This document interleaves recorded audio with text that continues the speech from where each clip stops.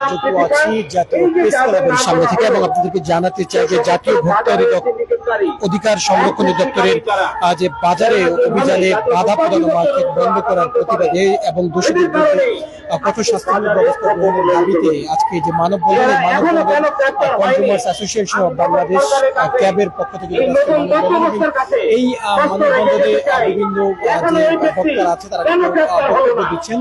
বাজারে রোজা রমজান হয়েছে, অথচ বাজার প্রত্যেকটা জিনিসের দাম ঊর্ধ্বমুখী। যদি ভোক্তা অধিদপ্তরকে নিষ্ক্রিয় করা যায় তাহলে বাজারে এই নৈরাজ্য আরো বহুগুণে বৃদ্ধি করা যায়। এই কারণেই তারা প্রথম থেকে শুরু করেছে রমজানের শুরুতেই এই জব্বার সাহেবকে একটা মব সৃষ্টি করে তারা বাজারে বিশৃঙ্খলা এবং দখলদারিত্ব করার যে একটা অপচেষ্টা লিপ্ত হয়েছে, এটি এই দুর্বৃত্ত পরায়ণ ধ্বংস করে দিতে হবে।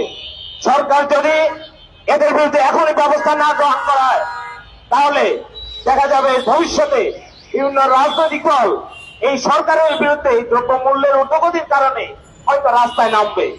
তাই সরকারকে সুপরামর্শ দিয়ে বলতে যেতে চাই যে এখনই এই দুঃসাহসিক ব্যক্তি, এই দুর্বৃত্ত বাজার সিন্ডিকেটকারী, বাজার দুর্বৃত্ত পরায়ণ ব্যক্তিদের দ্রুত গ্রেপ্তার করুন, না হলে বাজার সামাল দিতে পারবেন না, আর গদিতেও আরামে বসে শাসন করতে পারবেন না।